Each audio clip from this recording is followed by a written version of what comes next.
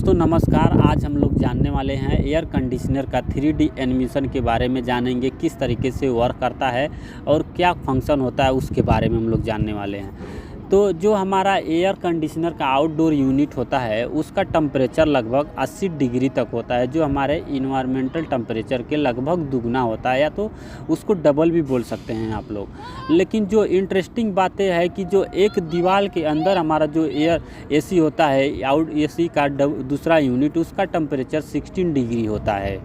और ऐसा कैसे हो जाता है इसके बारे में हम लोग इस वीडियो में जानने वाले हैं। 3D एनिमेशन के माध्यम से हम लोग समझेंगे कि ऐसा कैसे हो जाता है कि जो हमारा आउटडोर का टेम्परेचर है वो 80 डिग्री है और इनडोर का टेम्परेचर 16 डिग्री तक हो जाता है।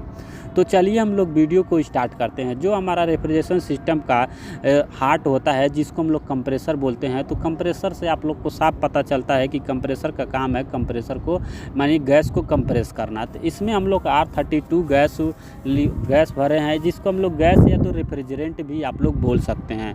तो जब ये हमारा कंप्रेसर का काम रहता है कि लो प्रेशर लो टेम्परेचर को high pressure high temperature gas में कन्वर्ट करके, जब वो हाई प्रेशर हाई टेम्परेचर में गैस हमारा कन्वर्ट होता है तो उसका गैस का टेम्परेचर लगभग 80 डिग्री तक जाता है, और वो 80 डिग्री का टेम्परेचर का गैस हमारा कंडेंसर में जाएगा। तो आप लोग जो कंपनियां बात करती हैं कि जो हमारा एसी का 100% कॉपर ट्यूब होता है, तो इसी ट्यूब का कंपनियां बात करती हैं कि हमारे एसी में कॉपर का ट्यूब होता है।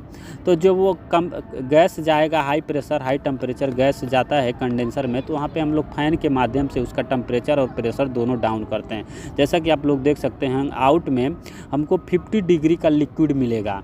और इसके बारे में और लोग हम समझते हैं, जिस तरीके से हमारा पानी 100 डिग्री पे बॉयल होकर वाष्प में कन्वर्ट हो जाता है, और वही वाष्प पानी को जैसे हम लोग फ्रिज से बोतल निकालेंगे तो उसमें देखिए वही वाष्प जो पानी होता है उस पर बोतल से टकरा कर लिक्विड में कन्वर्ट हो जाती है। तो सेम हमारा फंडामेंटल पे वर्क करता है रेफ्रिजरेशन सिस्टम।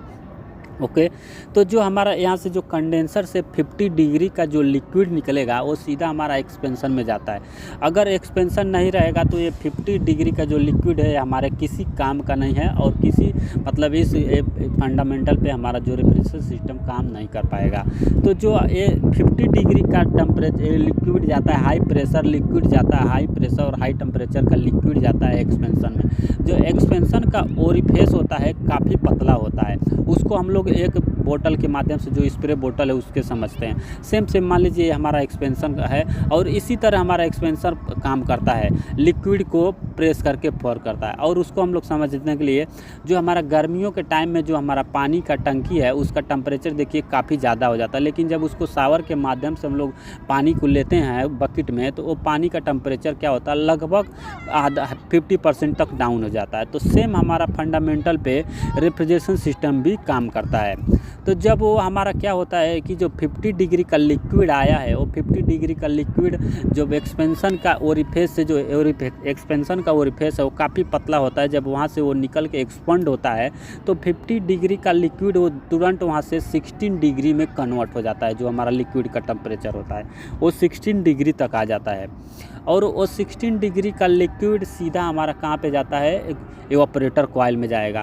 आप लोग देख सकते हैं जो हमारा इवापोरेटर कॉइल है इसमें 16 डिग्री का लिक्विड आएगा, और ये लिक्विड आके जो हमारा रूम का गर्म हवा को एब्जॉर्ब करेगा ब्लोअर के माध्यम से, और ब्लोअर हमारा क्या करेगा, रूम की हवा को, लेकिन रूम की जो गर्मी है उससे इसमें फ्लो हो रहा रेफ्रिजरेंट धीरे धीरे वापस गर्म होने लगता है। और अभी मैंने आपको बताया कि एक्सपेंशन वो लिक्विड रेफ्रिजरेंट को 100% वेपर में नहीं बदल पाता है। तो रूम के अंदर जो गर्मी है उससे रेफ्रिजरेंट वेपर में बदलने लग जाता है, लेकिन जब रूम ठंडा हो जाता है तो यह कोयल भी इस रेफ्रिजरेंट को पूरा वेपर में नहीं बदल पाती है। अब इवेपोरेटर कोयल से यह मिक्स्ड लिक्विड और वेपर पहुंचता है कंप्रेसर के पास में। और जैसा कि इस डिवाइस का नाम ही कंप्रेसर है, तो इतना तो हम दिमाग लगा सकते हैं कि सिर्फ गैस को ही कंप्रेस किया जा सकता है, लिक्विड कंप्रेस नहीं होता है। और बाई चांस ये लिक्विड कंप्रेसर में पहुंच गया तो कंप्रेसर ब्लास्ट कर जाएगा। और ब्लास्ट नहीं हुआ तो कंप्रेसर के अंदर capacitor start single phase induction motor लगी रहती है, वह जल जाएगी लिक्विड से। तो हमें कंप्रेसर को सेफ रखना बहुत ज्यादा जरूरी है। तो एक्चुअल में एक्सपेंशन वॉल्व कुछ इस टाइप का होता है और ये जस्ट इवेपोरेटर कोइल के पास में लगा रहता है। इसमें नीचे से हाई टेम्परेचर और प्रेशर वाला लिक्विड आ रहा है और जब यह इस नैरो एरिया से पास करेगा तो वेपर में बदल जाएगा। एक्सपेंशन वॉल्व बेसिकली यहाँ पर जो ओपनिंग है उसको कंट्रोल करता है। यदि यह रेफ्रिजरेंट को बहुत कम एरिया से पास करवाएगा तो कुछ ही रेफ्रिजरेंट वेपर में बदल पाएगा, जिससे इवेपोरेटर कोइल कम ठंडी होगी। और जितना ज्यादा रेफ्रिजरेंट यहाँ से पास होगा उतना ही रूम टेम्परेचर डाउन होता जाएगा। और जैसे वॉल में ऊपर की तरफ एक डायफ्राम लगा रहता है और यही डायफ्राम इस रोड के थ्रू यहाँ से फ्लो हो रहे रेफ्रिजरेंट को कंट्रोल करता है। जितना ओपन करेगा कि वो और इस डायफ्राम को कंट्रोल करने के लिए कुछ एक heat sensing device evaporator coil के बाहर की तरफ एग्जिट पर लगी रहती है। इसमें एक लिक्विड होता है जो काफी हीट सेंसिटिव होता है और इस हीट सेंसिंग डिवाइस के लगाते ही एक्सपेंशन वॉल का नाम बदलकर हो जाता है थर्मल एक्सपेंशन वॉल। मान के चलते हैं आपने एसी को 16 डिग्री सेंटीग्रेड पर सेट कर रखा है। जैसे ही रूम का टेम्परेचर 18 डिग्री सेंटीग्रेड पर पहुंचेगा तो इस हीट सेंसिंग डिवाइस में जो लिक्विड है वह गर्म होकर वेपर में बदलेगा और डायफ्राम के ऊपर फोर्स लगाएगा, जिससे ज्यादा रेफ्रिजरेंट पास होगा और कोइल ज्यादा ठंडी होगी। कोइल ज्यादा ठंडी होगी तो रूम की हीट को ज्यादा एब्जॉर्ब करने लगेगी और इस हीट से कोइल के अंदर जो पूरा रेफ्रिजरेंट है वह वेपर में बदलने लग जाएगा और हमारा कंप्रेसर एकदम सेफ रहेगा।